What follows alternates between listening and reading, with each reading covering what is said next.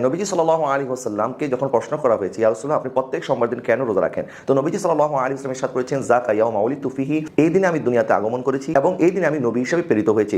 নবীজি সাল্লাল্লাহু আলাইহি ওয়াসাল্লাম জানিয়ে দিলেন যে নবীজি সাল্লাল্লাহু আলাইহি ওয়াসাল্লাম নিজেই নিজের জন্মদিন উদযাপন করেছেন কিভাবে, রোজা পালন করার মাধ্যমে।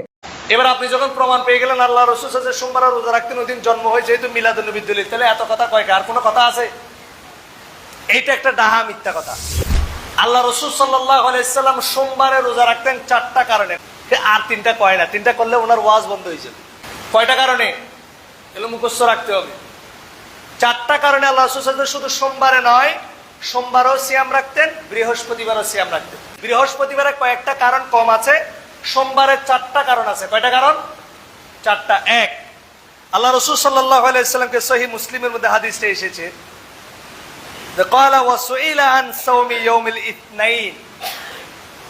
সোমবারের রোজা সম্পর্কে আল্লাহ রাসূল সাল্লাল্লাহু আলাইহি ওয়াসাল্লামকে জিজ্ঞাসা করা হয়েছে। তিনি বললেন, যাকা ইয়াউমুন উলিদতু ফি, সোমবারে আমার জন্ম হয়েছে। ওয়া ইয়াউমুন বুইসতু ওয়া উনজিলা আলাইয়া ফি, এবং সোমবারে আমাকে রিসালাত নবুয়ত দেয়া হয়েছে। বলেন সুবহানাল্লাহ। কয়টা কারণ পাইলেন? দুইটা।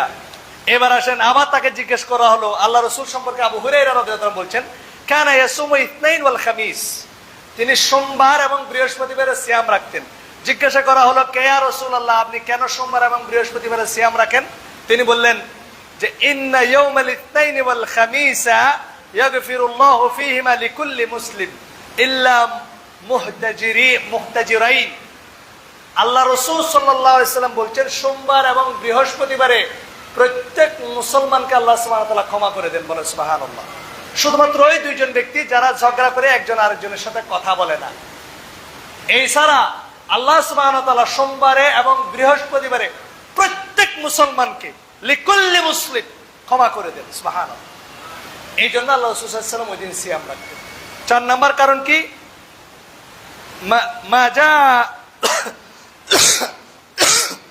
আল্লাহ রাসূল সাল্লাল্লাহু আলাইহি ওয়াসাল্লাম বলছেন, তুরাদুল আমালু ইয়াউমাল ইসনাইন ওয়াল খামিস, বান্দার আমলনামা আল্লাহর কাছে সোমবার এবং বৃহস্পতিবারে উপস্থাপন করা হয়।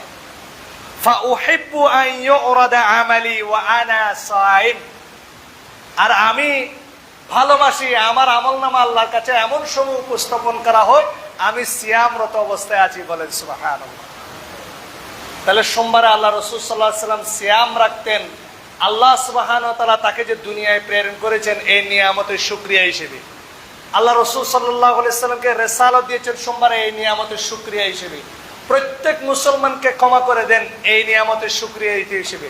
এবং আল্লাহ ভালোবাসেন, সিয়ামরত থাকা অবস্থাকে আল্লাহ ভালোবাসেন। এই জন্য আল্লাহ রাসূল চান সিয়ামরত অবস্থায় যাতে আল্লাহ রাসূলের আমলনামা আল্লাহর কাছে উপস্থাপন করা হয়। বলেন সুবহানাল্লাহ। সোমবারে আল্লাহ রাসূল সাল্লাল্লাহু আলাইহি ওয়াসাল্লাম সিয়াম রাখতেন আল্লাহর নিয়ামতের শুকরিয়া আদায় স্বরূপ। আপনি মিলাদুন নবী দলিল কই পাইলেন? ফাইজলামি করার জায়গা পান না। এবার যুক্তির খাতিরে যদি ধরে নি যে সোমবারে আল্লাহ রাসূল সিয়াম রাখতেন, এটা মিলাদুন নবীর দলিল। আল্লাহ রাসূল কয় সোমবার সিয়াম রাখতেন বলেন তো? বছরের সোমবার কয়টা? 52টা। কয়টা? এই 52 সপ্তাহের মধ্যে যদি ঈদের দিন না হয়, আল্লাহ রাসূল সোমবারে কোনোদিন খায় নাই। কি করে নাই? আল্লাহ রাসূল প্রতি সোমবারে সিয়াম রেখেছেন যদি ঈদের দিন না হয়। 23 বছরের নবুয়তের জিন্দেগিতে কোন সোমবারে ঈদ ছাড়া আল্লাহ রাসূল সাল্লাল্লাহু আলাইহি ওয়াসাল্লাম কখনো খাননি।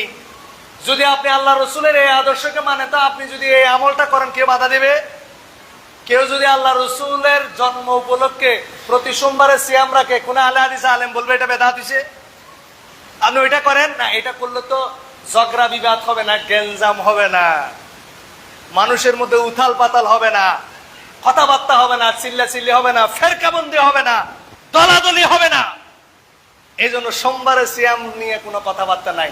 বিরিয়ানি আছে, গরুর ডেক আছে, গুস্ত আছে, গরু ফালা, মহিষ ফালা, আর ঝগড়া বিবাদ কর। সোমবারে সিয়াম নিয়ে কথা কবি না, খালি মিলাদুন নবীর দলিল আছে।